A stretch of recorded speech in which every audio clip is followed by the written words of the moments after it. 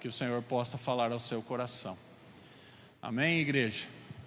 Meus irmãos, livro do Gênesis, nós já com certeza ouvimos muitas mensagens, pregações desta palavra poderosa, porém hoje eu quero fazer somente uma introdução do tema proposto para o início deste novo ano da série Pentateuco e Torá. Na verdade, a palavra do Senhor, ela nos remete a entrarmos de cabeça nela e estarmos sensíveis à voz do Espírito Santo. O que eu quero dizer com isso? Muitas vezes nós lemos a palavra, estudamos um trecho, lemos ela de Gênesis a Apocalipse, isso vai de pessoa para pessoa. Porém, o Senhor, quando fez do nada todas as coisas, Ele tinha sim em mente o porquê de fazer, o porquê de criar, o porquê de mostrar quem Ele era. Pois bem, Gênesis é um dos livros mais importantes da humanidade. Por quê, pastor? Porque este livro estabelece bases teológicas de uma vida cristã reformada, justamente servindo como o alicerce da criação. Se você olhar aí, e eu peço que você permaneça com a sua Bíblia aberta, Gênesis 1:1. Vamos ler todos juntos? Gênesis 1:1, só o primeiro versículo. Vamos lá? No princípio, criou Deus os céus e a terra. Feche mais uma vez seus olhos. Pai, em nome de Jesus, nós temos a tarefa de estudar este livro sagrado, esses 5 primeiros livros, que o Senhor nos dê instrução direta do céu, e que nós possamos, ó Deus, transmitir e receber esta palavra como única e verdadeira palavra vinda do céu. Que eu não fale nada de mim, mas tudo venha do Senhor, e que nós possamos, ao ouvir e receber esta mensagem, colocá-la em prática na nossa vida, seja em família, seja profissionalmente falando, seja em qualquer área, mas principalmente aqui, junto com os irmãos, e que realmente o reino do Senhor cresça e seja mostrado através das nossas vidas em Cristo Jesus. Amém. Como eu disse, esta palavra, então, ela é importante para a humanidade porque mostra a base, o alicerce, o fundamento da criação. Logo depois, a queda. Em seguida, a redenção e a restauração de um povo que precisava ser chacoalhado. Talvez isso aconteça comigo e com você nesta noite. Talvez você pensou assim, hoje eu não queria ir lá, mas eu vou.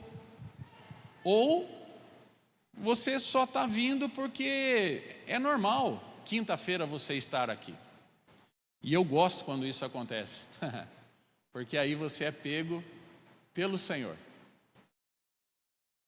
O Senhor faz coisas, meus irmãos, de maneiras anormais do que o normal. Qual é o normal? Acorda cedo, toma seu banho, lava seu rosto, aquilo que você está habituado a fazer. Toma o seu café, não toma café. Vai para o trabalho, vai para a escola, vai para os afazeres. 11 horas, meio-dia, 1 hora da tarde, volta para o almoço. Regra. tem lá o seu momento com a família, briga com a mulher, briga com o marido, toca o cachorro, dá água para o passarinho e faz as coisas aradas. E volta para o seu esquema da tarde. Acabou lá, 6, 7 horas, 8 horas da noite, retorna para casa. Isso é regra, normal. O que é anormal, pastor? É quando foge do nosso entendimento e do nosso controle. E Deus gosta de fazer isso. Deus gosta de agir, lógico, com a palavra dele, isso não tem dúvida alguma, porém, ele gosta de mostrar coisas para o ser humano. Então, nós temos na tradição reformada uma narrativa de revelação que vai progredindo. Ela começa, mas ela não fica estacionada. Ela vai passo a passo crescendo, para que você e eu possamos crescer também juntos nesta verdade, ok? Como eu falei para os alunos da escola dominical, vou falar para vocês: traga um papel, traga um caderno, um bloco de anotação, escreva na sua Bíblia, fique à vontade. Pegue o seu celular e abra o bloco de notas, mas por favor, não fique navegando. Abrir o tablet, o celular para anotar, tudo certinho, mas não se distraia, porque aqui é jogo rápido. Então, nós temos aqui algumas nuances desse texto sagrado. E o texto, principalmente o primeiro livro de Gênesis, que no original, no grego, quer dizer princípio, nascimento, mas na tradução aramaica e hebraica, Bereshit, literalmente quer dizer no princípio. Então, quando você lê aí no versículo 1, no princípio, no hebraico e no aramaico está escrito Bereshit. Bereshit Barat Elohim. No princípio criou Deus os céus e a terra. Meus irmãos, é a única coisa que eu sei falar em línguas, tá? Só, e não me peça para falar mais nada. Foi a única coisa que eu aprendi na minha vida de seminarista. Lógico, a gente sabe falar outras coisas, mas o que mais chama atenção é justamente essa tradução. Como nós estamos estudando os Salmos, eu também citei que a tradução para o grego se deu através da Septuaginta, né? Justamente para entendimento daqueles que estavam acompanhando. Duas coisas. A primeira coisa que você precisa saber é que Gênesis está dividido em duas grandes partes. Anote isso se você quiser. O primeiro é, do capítulo 1 ao capítulo 11, o Senhor vai contar a história do mundo. O mundo todo que você conhece. Do capítulo 1 ao capítulo 11, ok? Do capítulo 12 ao 50 é a segunda grande parte. E ali vai falar do próprio Deus, de Abraão e sua família. Justamente quando o Senhor vem e muda a nomenclatura do nome de Abrão para Abraão, ele também coloca uma promessa, que ele seria pai de multidões.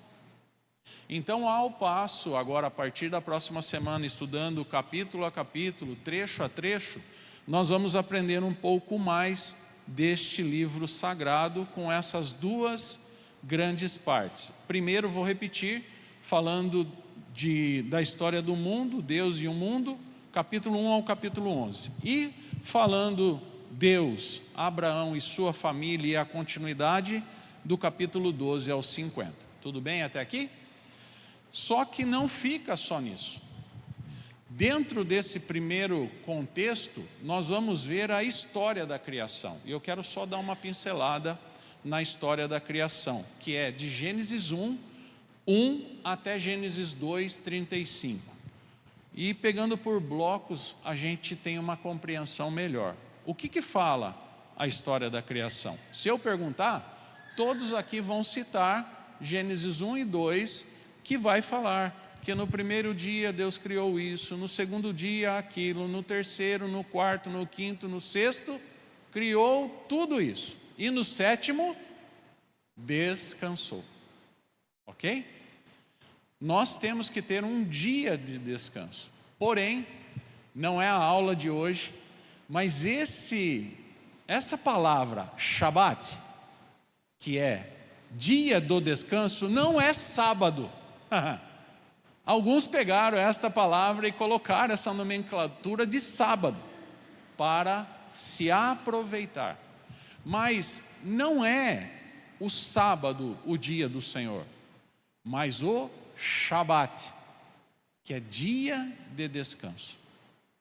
É diferente. Porém, hoje, culturalmente falando e profissionalmente falando, nós temos pessoas, homens e mulheres, trabalhando em turnos, em dias diferentes, fazendo 6 por 4, 12 por 36, sei lá quantas mais regras tem aí das empresas. Então, normalmente, uma pessoa que trabalha em turno, vem muito pouco ao dia do Senhor, que é, para nós, domingo. Entenderam essa parte? Tudo bem? Só uma pincelada para vocês entenderem. Então, a história da criação fala de tudo isso. E é neste primeiro período que nós temos a criação, o surgimento de Adão. Adão, que também no original quer dizer ser humano. Só que isso virou praxe. Então você conhece quantos com o nome de Adão? Eu conheço. Tem mais alguém que conhece?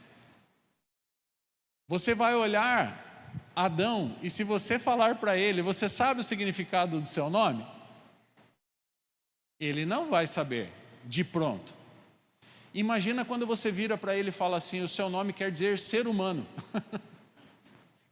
Que doideira, né? E aí a relação dos nomes, ou do fundamento de cada nome, de o que cada nome representa.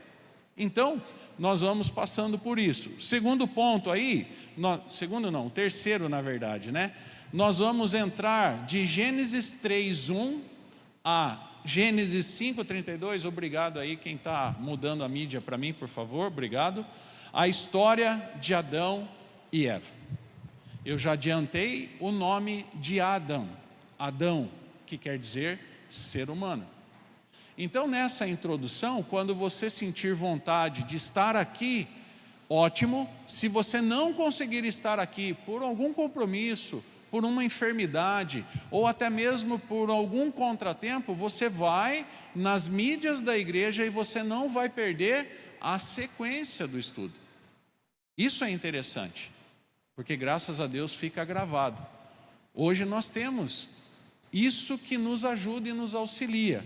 Então a história de Adão e Eva vai falar justamente de como eles foram criados, primeiro Adão e depois Eva, por que o Senhor criou Adão e por que o Senhor criou Eva. Tudo tem um fundamento. Só uma pincelada. E aqui uma parte que eu quero testemunhar para você, bem rápido. Certa feita, Marcos Feliciano foi em Itapeva pregar. E estava naquele auge desse nome, Marcos Feliciano, para lá e para cá. Eu falei, eu quero ver quem é esse trem, quero conhecer. Só que quando eu cheguei no evento, que era um evento para os cristãos da cidade, estava assim, irmãos. Então eu fiquei longe, achando que não ia ninguém. E eu acho que todos os crentes de Itapeva foi nesse evento. E lá eu vi ele ministrar justamente sobre a criação. Quando o Senhor, após criar todas as coisas com o poder da sua palavra, lógico que isso é só uma analogia, tá, meus irmãos? é uma ideia ilustrativa. Deus senta de frente a um grande lago e olha o seu reflexo nas águas. Não está escrito isso aí na Bíblia, mas é só para a gente poder ter uma sensação do que, como será que Deus criou. E ao olhar o seu reflexo na água, ele começa a mexer naquele barro, naquela argila, e forma o homem. E fazendo esses 2 buraquinhos que nós temos no nosso nariz, ele sopra o fôlego de vida. Quando eu assisti essa pregação, isso me impactou demais, porque nunca eu tinha ouvido alguém falar com essa percepção. E talvez você que escutou eu contar também nunca tinha ouvido dessa forma. E é isso que eu falo, que o Senhor age não da maneira que nós estamos habituados. Não. O Senhor sim faz coisas certas, por linhas certas, da maneira correta. Nós é que entortamos as linhas. Nós é que mudamos a rota muitas vezes, mas o Senhor não. O Senhor é perfeito. Porém, quando Ele quer alcançar a mim ou a você ou qualquer um, Ele usa da maneira que Ele acha melhor. Então, nesse ponto, nós temos a história de Adão e Eva. No terceiro ponto, e aqui eu tenho que policiar com o meu horarinho aqui, né? De Gênesis 6:1 até Gênesis 11:32, nós vamos ver a história do dilúvio, Noé. Então, você já sabe o que aconteceu.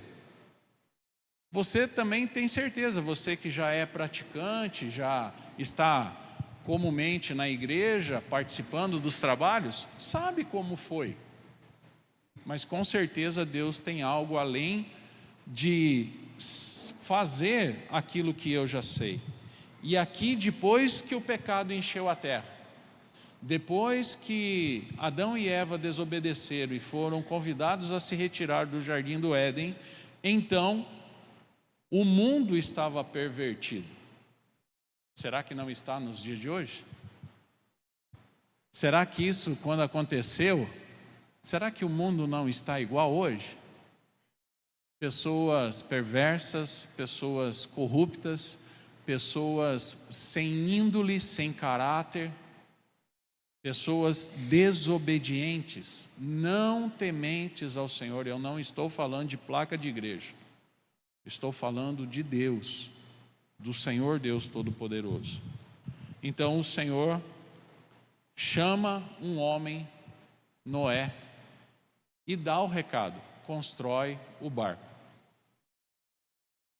Só um detalhe da localidade de Noé: não chovia, era deserto, não tinha água. Dá para compreender um cara construindo uma grande embarcação ser chamado de louco? Meu, você está fora da casinha. O que você vai fazer com um barco? Nem rio tem aqui, cara, nem chove aqui. Mas o Deus a quem eu sirvo está falando que vai derramar água. Alguns comentaristas falam que ele levou cerca de 100 anos para construir a arca. E aí um mal intencionado falou que ele foi o pior pregador da época, porque ele só conseguiu levar ele e a família dele para a arca.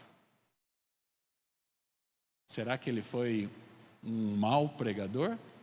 Ou será que isso foi vontade de Deus?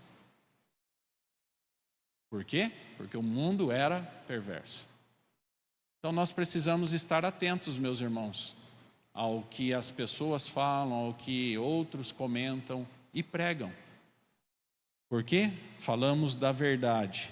E após o dilúvio, então, nós sabemos que a arca, as águas descem, a arca ela para em um monte, e neste monte, então, a história começa a se desenrolar. E aí nós entramos no próximo ponto, a história de Abraão.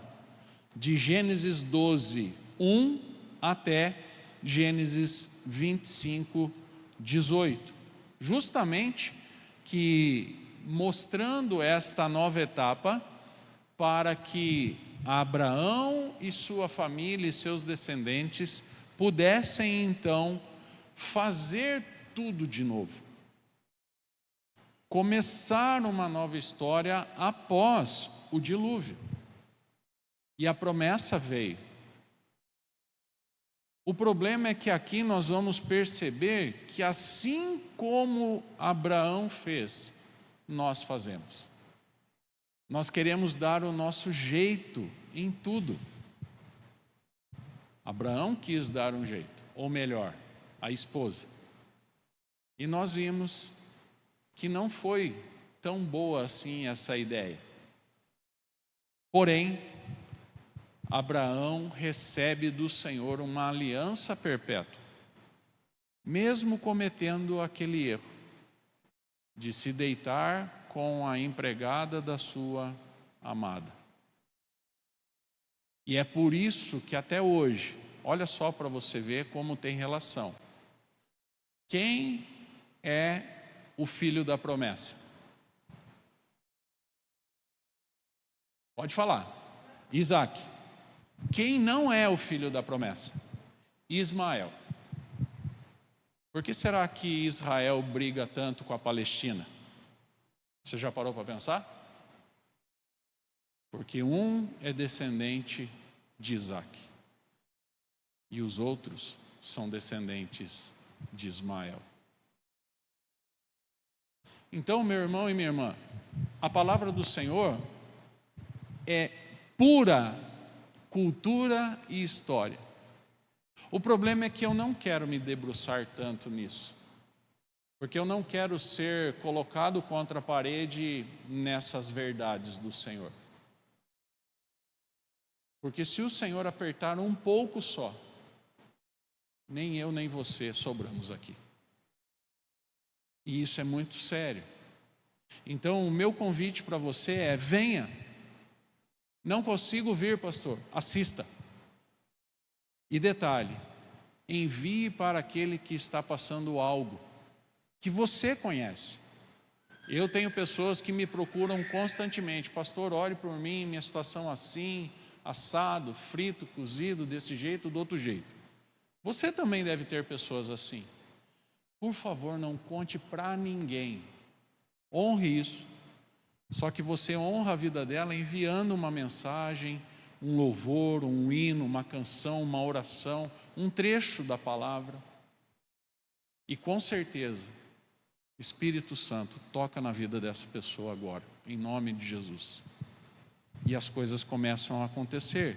Então Abraão recebe a aliança perpétua, uma promessa, e ele vai ser sim pai de multidões. E é por isso que nós estamos aqui. E é por isso que outros virão. E é por isso que até a volta de Cristo Jesus, e tudo remete à volta de Cristo Jesus, nós temos que fazer a nossa parte, igreja, para que outros deem continuidade. Aquela turminha que acabou de descer, as crianças, olha aí, a pequena Mariana aí, ó, que eu orei por ela hoje, começando uma vida. Sei lá que quando ela tiver lá seus 20, 25 anos eu vou estar aqui vivo. Não sabemos. Mas o Senhor tem uma promessa. E essa promessa se cumpre. Em nome de Cristo se cumpre. E é isso que eu e você precisamos acreditar. Não é a minha força, não é o meu poder de pensar, não é na força do meu braço, nem no seu. É na força do Senhor. Porque nele nós somos mais que vencedores. Mas ele pagou o preço. Então eu devo seguir esta jornada. Amém? Falei que ia terminar 8h20, mas vou passar 5 minutinhos só. A história de Isaac é o próximo ponto, que nós vemos do Gênesis 25 a 19 até 28, 9. E automaticamente essa história se entrelaça com a de Jacó e a de José. Então esses pontos finais, meus irmãos, a história de Isaac, do 25, 19 a 28, 9, a história de Jacó, que vai de 28:10 a 36:43, e a história final de José, que vai até o capítulo 50, versículo 26, é uma junção de histórias. Justamente aonde o Senhor começa a trabalhar. Perceba, todos os outros já não estão mais vivos. Esses pontuais estão começando a fazer a sua história, estão começando a trilhar o seu caminho. E justamente, Isaac, com o exemplo de submissão e dependência, vai então preparando tudo, até que, quando ele encontra Rebeca e não consegue gerar filhos, ele ora. E justamente, como seu pai cometeu um erro, ele também está para cometer o erro. Mas ele não vai fazer isso, porque o pai já errou lá atrás. Sabe aquela história assim, eu errei, porque não fui avisado e não fui orientado, eu errei. Mas se aconteceu algo e eu sei que isso é prejudicial, eu só faço se eu quiser. Então, quando nós temos um conhecimento prévio, nós temos tudo para dar certo. O problema é que, como seres humanos que somos, pecadores, imperfeitos e corruptos, muitas das vezes nós não fazemos certo. Porém, a graça e a misericórdia do Senhor é que está sobre nós e nos direciona a caminharmos com problemas, com provações, com adversidades, mas sabendo que estamos trilhando o melhor caminho e vamos chegar no final para a honra e glória do Senhor. Amém? Então, a história de Jacó também todo mundo já conhece, que Isaac teve seus filhos, porém Esaú, o mais velho, e Jacó, o mais novo, e teve lá aquele problema de enganar o pai, porque ele já estava com a sua idade avançada e não enxergava muito bem. E aí partimos para o final da história de José, que também viveu dias difíceis, mas nunca saiu da presença do Senhor. Até fugir da mulher de Potifar ele teve que fugir. Por quê? Porque ele sempre teve no seu coração que era melhor honrar a Deus do que fazer coisas escusas e erradas na terra. E o Senhor o honra, mesmo ele ficando tanto tempo preso. No final, ele é colocado num posto que, historicamente falando, naquela época do Egito, e quando nós chegarmos lá nós vamos estudar melhor isso, era Faraó e o resto. Não tinha governador. Mas aquele Faraó, por conta de José, ele coloca um cargo que não existia: governador do Egito. Então, de um ato de desonra, estando no fundo do poço, os irmãos mentiram para o seu pai que ele tinha sido atacado. O Senhor lá na frente, 17 anos depois, quase 20 anos depois, coloca ele como o segundo de uma nação, por conta de uma interpretação de um sonho. Você conhece bem essa história, mas a gente precisa ser relembrado, meus irmãos, da palavra do Senhor, para que a gente não saia da presença do Senhor. E por fim, e aqui eu encerro,